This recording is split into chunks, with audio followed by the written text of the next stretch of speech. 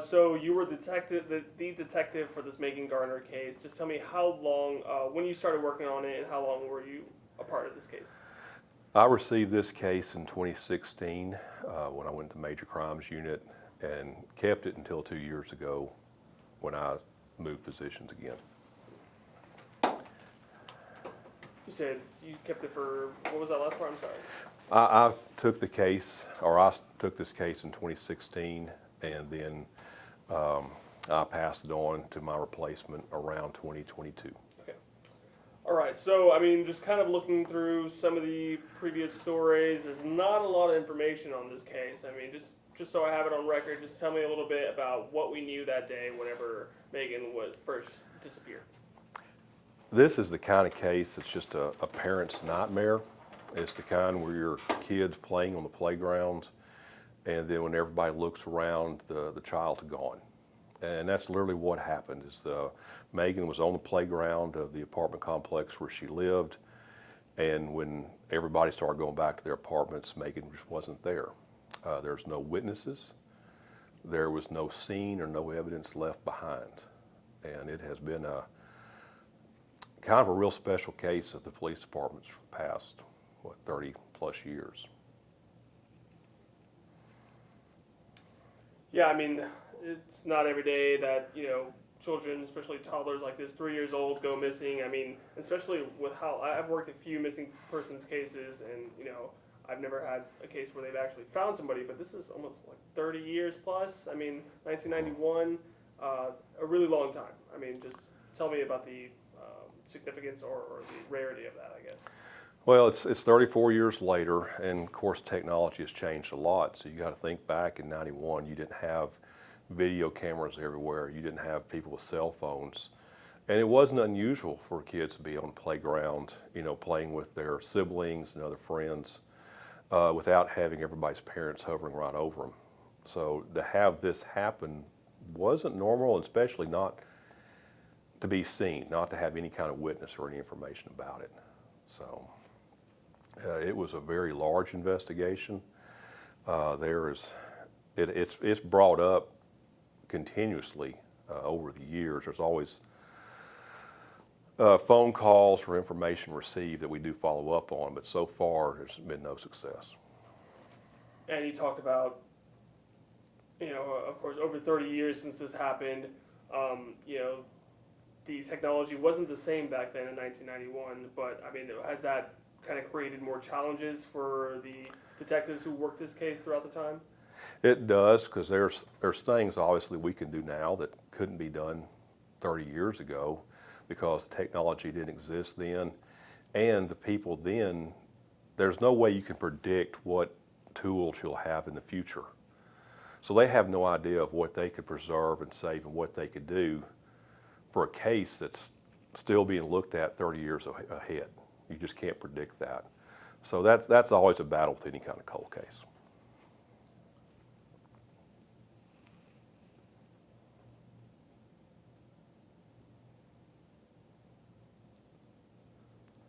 You told me about these files. I mean, just kind of going back to that technology thing. I know that there's these days we don't keep files like this, but now we have books and books of files. I mean, what are some of the things that you could tell me that you see in these files?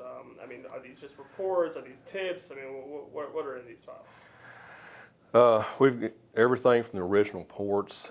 In Megan's case, we had VHS video interviews that have now all been converted to digital.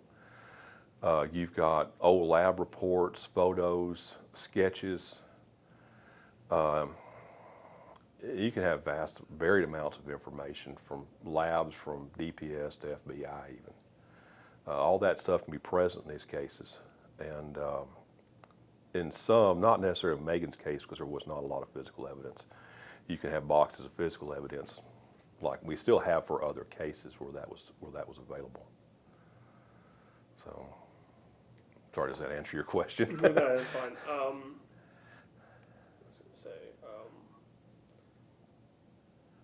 I'll ramble if you're not careful. Yeah, I'm sorry. I just ran a blank. I had a question that I was just thinking of, and then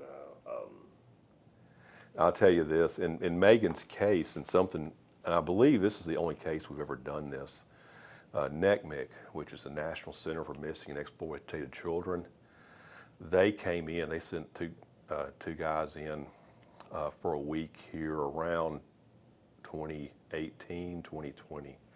And they actually reviewed this case. So they went through all 13 binders that we have, like this one.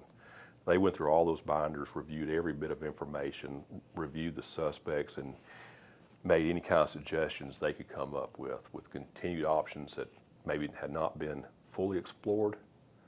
So we actually did review that, followed up on some options then, did some interviews back then with that, but at that time they didn't lead anywhere. So I think the question I was thinking of was, I mean, at the time, was there any kind of leads to any people at the time? I know that was in 1991. You were working this case till 2016, but and since then, I mean, was there any leads of anyone who might have spotted or taken Megan at the time, and for whatever reasons? There was never any witnesses to actually saw Megan be abducted or disappear or wander off, whatever happened. There were people of interest. There was several interviews made. I know that there were DNA tests involved, even in the limited style they had then.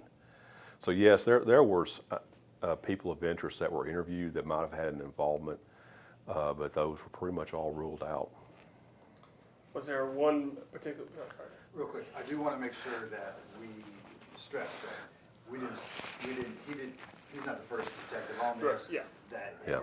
it didn't just sit there until 2016. There's been a detective assigned to it since 1991, and it's been passed down Oh yeah. the whole time. I want to make sure we get that, Yeah. or we understand that, and we report it that way. Yeah, for sure. Yeah, I could easily be the fourth or fifth in line. Was he someone, I guess, asking you, I mean, were you someone who kind of worked with this the longest? I mean, I know kind of working with Marcus Rodriguez, there's been different detectives every year or so. Is he someone who's possibly worked the longest on this case? I would doubt that I've worked the longest on this case, since it has been 34 years. I couldn't say. There's been several good investigators who had this case before me, and when it wasn't so old, they may have done a lot more. We did find one person of interest that we wanted to interview, and went down to the Texas prisons and interviewed him, and was able to rule him out. So I have done some interviews, but not near as much as the people before me.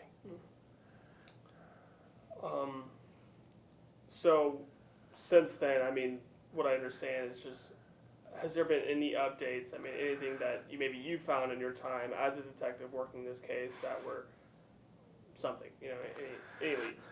No, there hasn't been anything that's progressed this case since I've been involved in it. Like I said, we get the random phone calls of people with questions, but nothing has come to fruition since then. And I mean, we were talking over the phone about DNA tests and things like that. There is someone who's reached out to me, and I know you say you kind of get these phone calls a lot, but like people claiming to be Megan. I mean, what are the process with that? If people claim to be this person and say and going through a DNA test with them. When people believe they may have a link to Megan, what we do, since Megan's DNA profile is on file, okay, so if somebody is ever discovered that might be Megan, or if remains are ever discovered, the DNA testing will match. So with her profile, we just ask people go to their local law enforcement agency.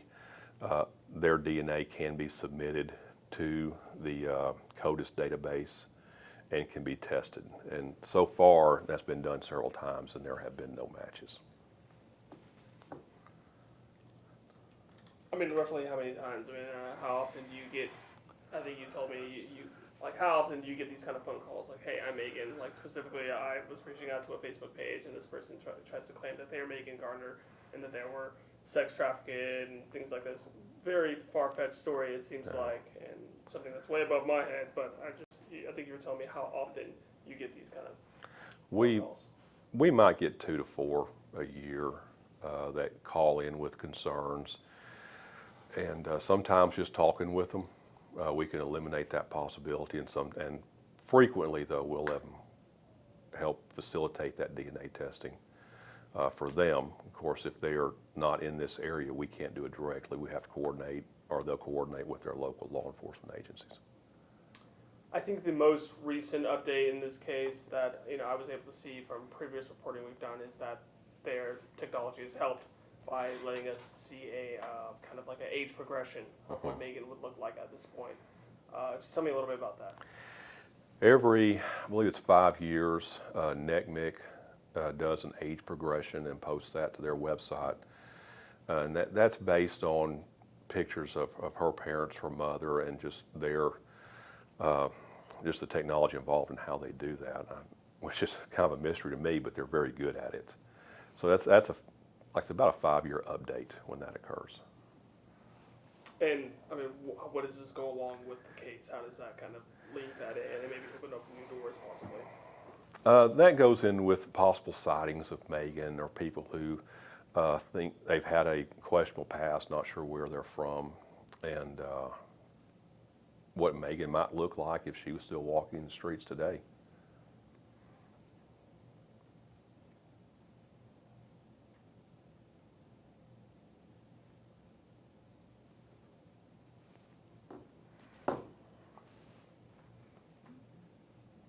And some of these phone calls they might get, I mean, does it have to do with that age progression, or mostly just kind of a story that they? Most people find the Megan Garner case online using either through NECMIC or other websites. So a lot of those times the age progression does play a part in that. And from what they see, it's not, we also get calls, people who saying, hey, my next door neighbor looks like Megan. Those can usually be cleared up fairly quickly. But that's where those age progressions will come in. Somebody says, I know somebody who looks just like this. I mean, so in that case, have they kind of come to are they an advantage, or could they be just maybe a loophole where we're getting more tips possibly, and yeah. Well, with cases like this, any tip, any lead, anything you can do to help solve the case, we'll take. We can't turn down any possibility of finding Megan or what happened to her.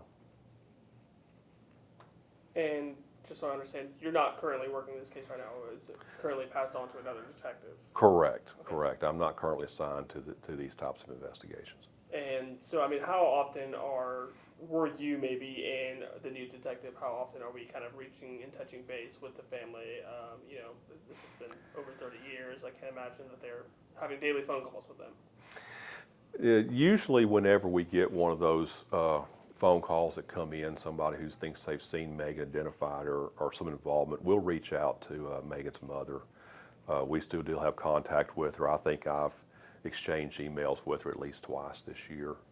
It's simple contact, but she knows how to get in touch with us, and we stay in touch with her when we can. I mean, just basic question I usually ask for these cases. I mean, do we still, even over 30 years later, I mean, are we still making this a high priority case for high priority case like any other case? I know we spend a lot of time on all these cases, and we're balancing and juggling dozens of cases, but is this still a high priority even 30 plus years later?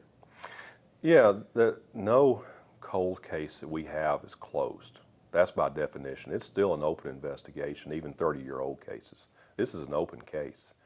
And anytime we get any kind of lead or indication, it's followed up on immediately. They're not put aside, they're not put behind the caseload. It's brought right back up to the front, and we follow up on it. So anytime we get a phone call or a potential interview, it's taken care of. So.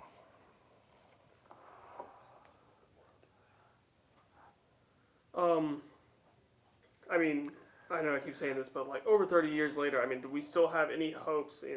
I'm sure that's the proper way to say it. Of course, we have hope that we're going to find Megan, but just I want to hear, possibly say, do we still have some sort of hope? I guess that's the only word I have, is that one day we will find Megan. Whether, I think there is hope, at the very least, to give the family a little bit of peace of mind. I have seen where we've identified remains that were close to 20 years old. So I have hope that if that is the case, at some point maybe we will identify those or get something that will get a little bit of closure. So if we will ever get a prosecution out of this, if something like that, I don't know. But I hope something will show up at some point. I mean, what would it take in order to get to that level? I mean, do we need a confession? Do we need We more just DNA need tests from some of these people who are coming out saying that they're possibly Megan?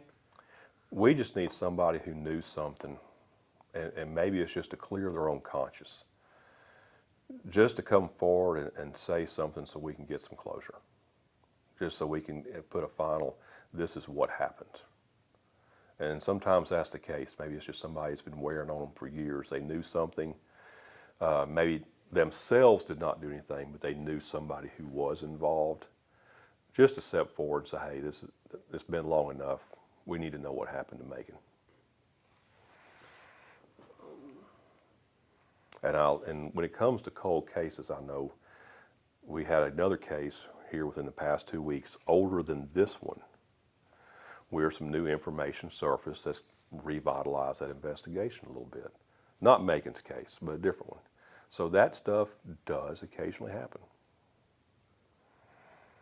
I mean, it's always never a good thing when someone goes missing, but something, just at such a young age. I mean, just tell me a little bit about just like maybe the significance of that, and as well as, the significance of that. I had a question, sorry.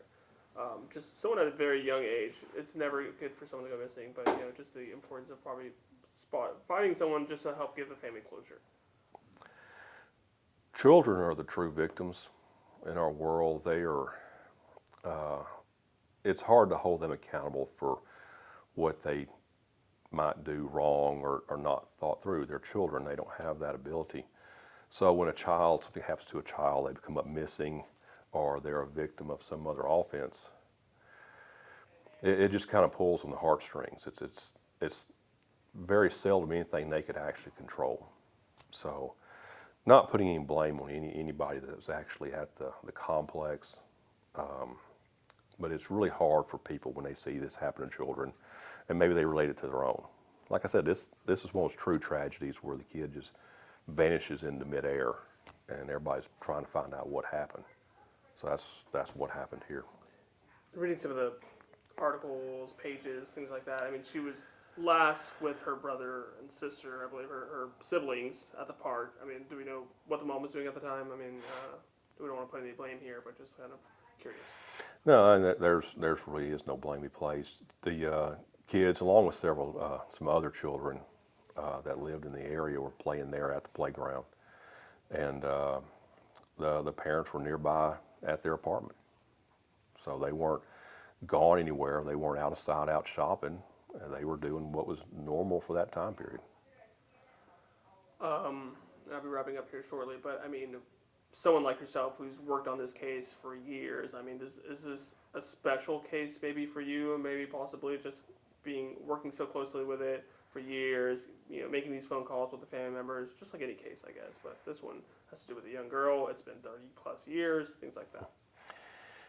Anybody who's worked in my position with these types of cases, you have these cases that you inherit from your predecessors and you work with, and some of them, they do become a little special. They're ones you take special interest in, and I think everybody that's ever had the Megan Garner case has had that special interest, and everybody's wanted to try to find something, wanted to be the one who figures out what happened.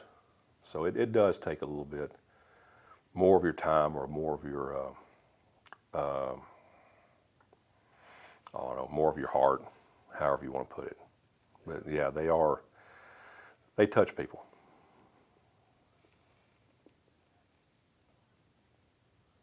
So what are the next steps, I guess? I mean, just, and I think we've probably touched on this a little bit, but like moving forward, what are the next steps, and are we looking for more advanced technology? We're looking for more people to come out. I mean, yeah.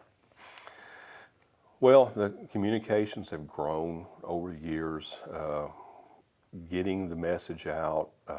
We have done stuff where we put out kind of like Crime Stoppers through the jail systems, where people who might still be incarcerated who are from this time period might have information. We keep putting the information out. We keep doing the progressions and just following up on the phone calls. If other techniques develop, other ways of investigating, then we'll pursue those also. And we were doing things in the past 10 years that we didn't do 20 and 30 years ago because that DNA hadn't progressed or those techniques didn't exist. So as they come around, then we explore those options also. And I don't know if you can answer this question or not, but it's sometimes maybe it's just a bad thought that we might have, but and I'm sure I've asked this for previous cases I worked on, but I mean, with the time that has gone by, do we think that she's still alive even? There's no way of knowing. And until we have some evidence one way or the other, we're still going to go like it's a missing person and keep looking.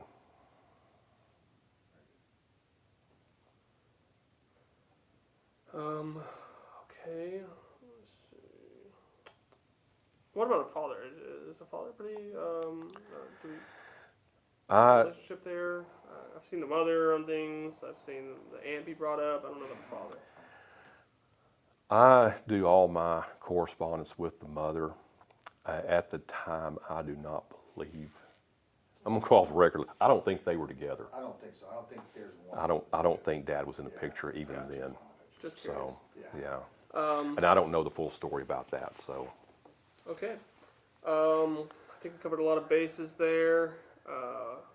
Just kind of like one more, just one sign off, mention, just like, hey, if anyone knows anything, if anyone sees anything kind of thing, something you would tell us in the media, I guess.